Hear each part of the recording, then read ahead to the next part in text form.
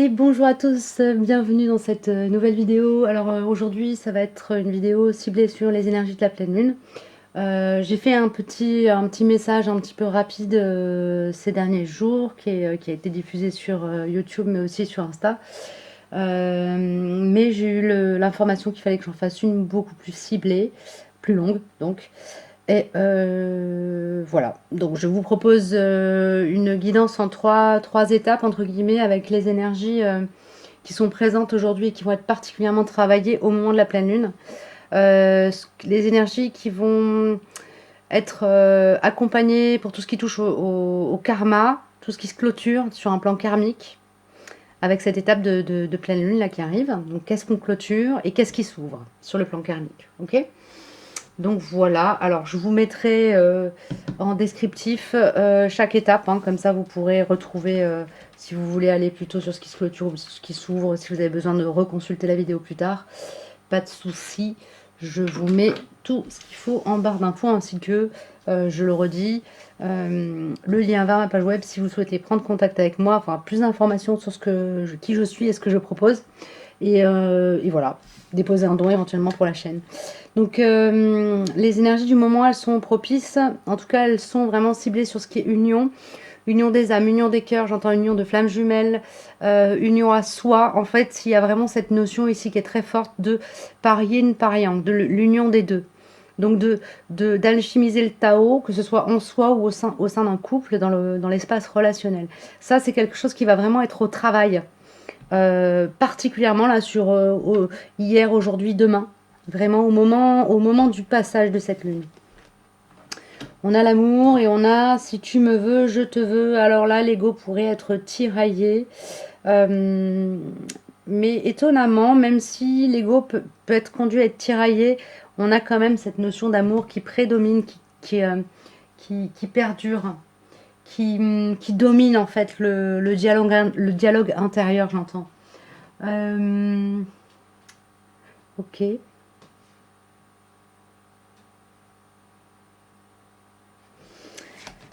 Alors, quelle forme ça prend dans la matière? Ah, il y a un défi autour de l'énergie de trahison, de la blessure de trahison pour vous. C'est comme si cette pleine lune, elle allait vous amener à travailler sur un dossier que vous avez déjà travaillé sur cette blessure de trahison, donc par rapport à une relation spécifique. L'objectif final, c'est de vous amener à plus d'union dans le couple, dans le duo ou en vous. Hein. Ici, on a vraiment cette notion de... Alors, j'entends faire feu de tout bois, c'est-à-dire utiliser toutes les expériences de vie que vous avez eues en lien avec cette blessure de trahison comme des outils de compréhension de ce qui se trame, ce qui se joue, où est-ce qu'il y a de l'ego blessé qui rentre en ligne de compte pour prendre la hauteur nécessaire. Et finalement, j'entends immortaliser l'instant, je ne sais pas pourquoi, il y a une notion de graver quelque chose dans le marbre. Peut-être graver en vous-même cette confiance et cette assurance en vous, cet alignement qui conduit l'être à ne plus se trahir et à ne plus tolérer, en fait, à poser suffisamment clairement ses limites pour ne plus laisser place à la trahison dans son incarnation. Ok, donc on travaille sur la blessure de trahison pour comme catalyser ces énergies-là pour accéder à plus d'union, que ce soit dans le duo, dans un duo d'âme ou dans le couple. Ou dans le couple intérieur, je veux dire. Excusez-moi. Allez, on est parti avec ce qui se clôture sur un plan karmique. Alors, on a la bienveillance. Ah. Il y a cette notion de mettre fin à des biais en fait de bienveillance, c'est-à-dire quelque part sortir du complexe du sauveur ou comment on appelle ça, le complexe de l'infirmière aussi. C'est quelque chose qui va être clôturé, sortir d'une énergie maternante, mais au sens qui n'aide pas à grandir en fait, hein, et rentrer dans une énergie plus guerrière, j'entends. Ok. Comment ça va être vécu? Avec plus de confiance en soi et une harmonisation de la part yin et yang en vous, c'est-à-dire votre part masculine et féminine, donc de la part réceptive et active, Voilà. Bah, je peux pas être beaucoup plus claire là, hein, donc ça, c'est vraiment quelque chose qui se clôture sur un plan karmique.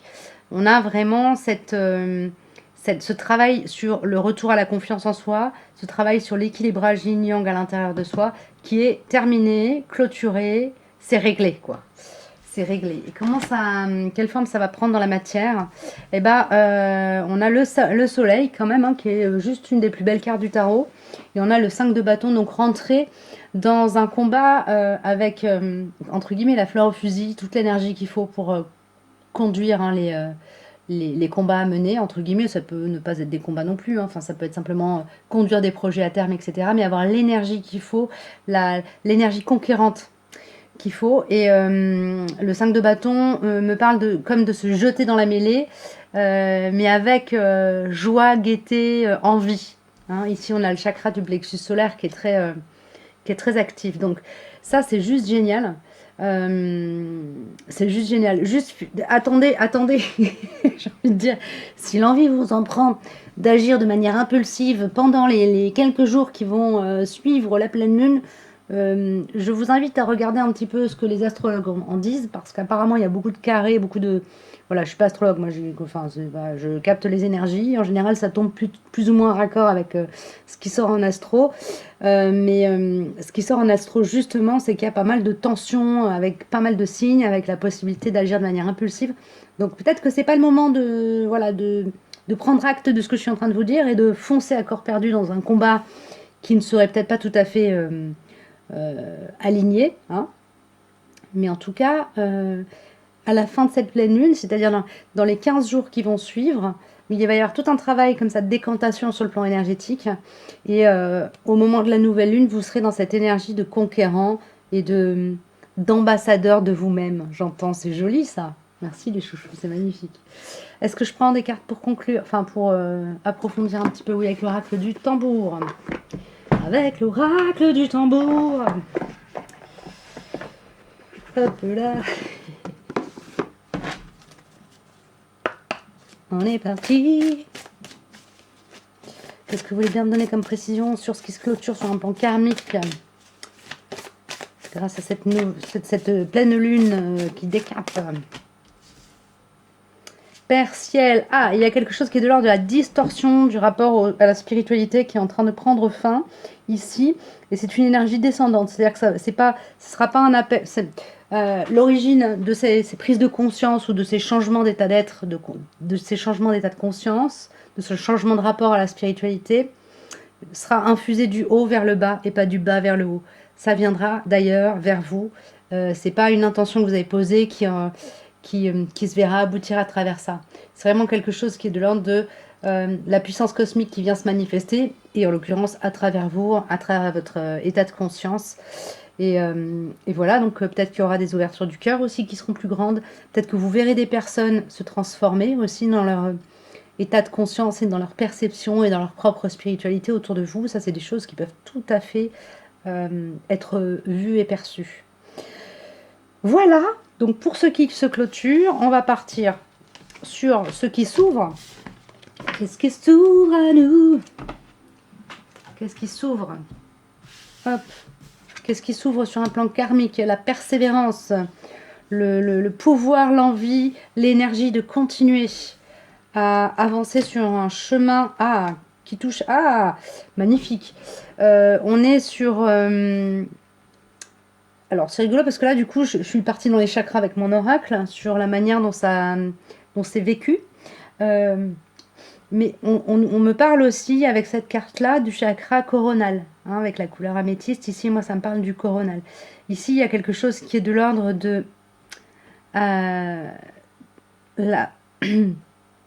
persévérance, à croire en votre objectif divin, à croire que votre spiritualité a tout à fait le droit de s'incarner, que vous avez le droit d'incarner votre spiritualité.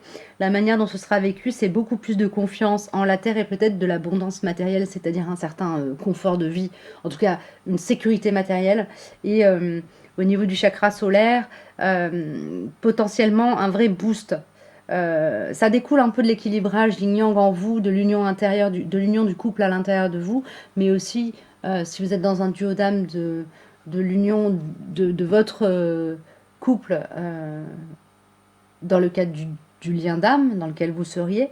En tout cas, on a cette notion d'être en sécurité, ici-bas sur Terre, de se sentir en sécurité, donc d'avoir confiance à la fois en soi, en la Terre pour nous porter, en la vie pour nous conduire au bon endroit, et suffisamment confiance en vous pour vous manifester aussi, et du coup, lancer l'impulsion pour initier le mouvement, en fait, qui va vous permettre de vous conduire vers votre objectif. Et ici, on est quand même sur du lien avec la spiritualité, hein. Clairement. Sur un plan karmique, il y a quelque chose qui s'ouvre dans le lien. La spiritualité, ça peut être aussi des croyances limitantes ou des réflexes d'auto-sabotage qui s'éliment et qui s'effacent parce que c'est des choses qui sont issues d'un monde ancien et que ça n'a plus sa place. Je pense par exemple aux collectifs qui seraient reliés sur un plan karmique avec les collectifs des sorcières qui ont subi donc par l'Inquisition les massacres, etc. Ou aux personnes qui seraient en lien sur un plan karmique avec les grégores des chevaliers cathares.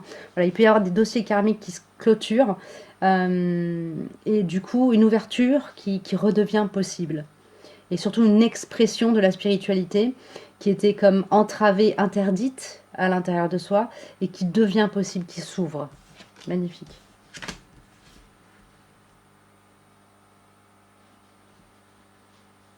Oui, on quitte vraiment une énergie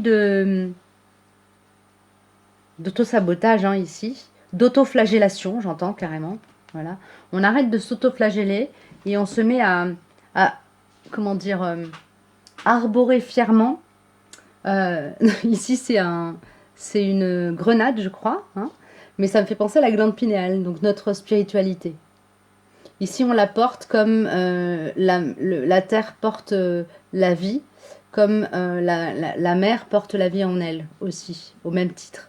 On arbore notre spiritualité, notre feu intérieur, notre âme, on la met au premier plan, avec cette force qu'a la femme pour porter la vie, cet instinct aussi de guerrier qu'a la mère pour défendre son enfant. Il y a quelque chose qui est de cet ordre-là ici.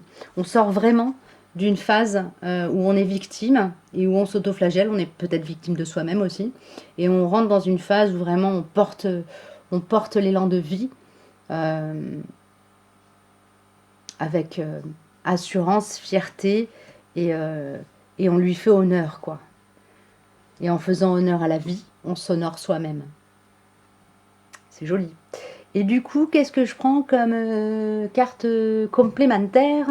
Et je vais juste passer sur l'oracle d'à côté, qui est un peu dans le même esprit, que je trouve magnifique aussi, l'oracle de la Terre sacrée, qui va nous donner un petit message final pour ceux qui s'ouvrent sur un plan karmique à la suite de cette pleine lune. Donc vraiment, ce que je vous ai dit juste avant, ça va être des énergies qui vont être actives pendant les 15 jours qui vont suivre la pleine lune, et donc jusqu'à la nouvelle lune.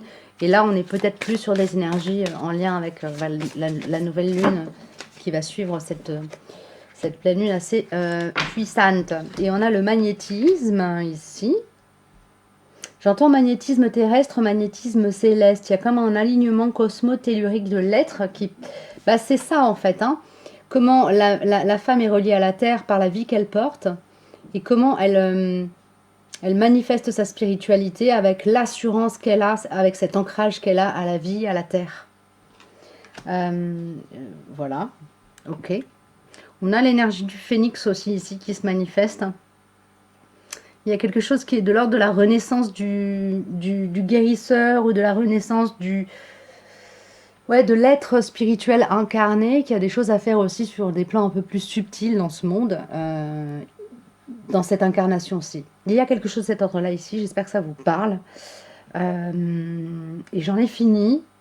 Je vais juste vous sortir, allez, un petit bonbon, un petit message. De qui je pourrais sortir un message? Tiens, un petit message pour conclure de manière conclusive de la maîtrise de l'amour, pour s'aimer un peu plus tous les jours. Hop là. Allez, pour conclure sur les énergies de pleine lune, pour les personnes qui seront amenées à regarder cette guidance jusqu'au bout, et que je remercie d'avoir regardé la guidance jusqu'au bout.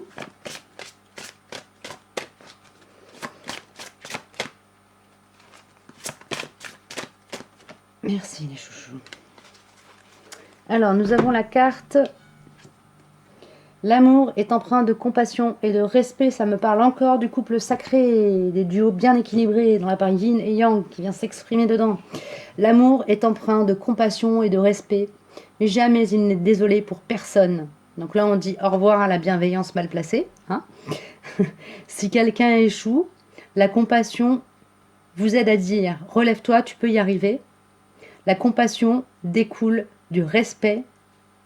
Elle vient de ce que vous savez que les autres sont assez forts et intelligents pour faire leur propre choix. Voilà, et j'entends libre arbitre. Ici, dans cette carte-ci, on peut aussi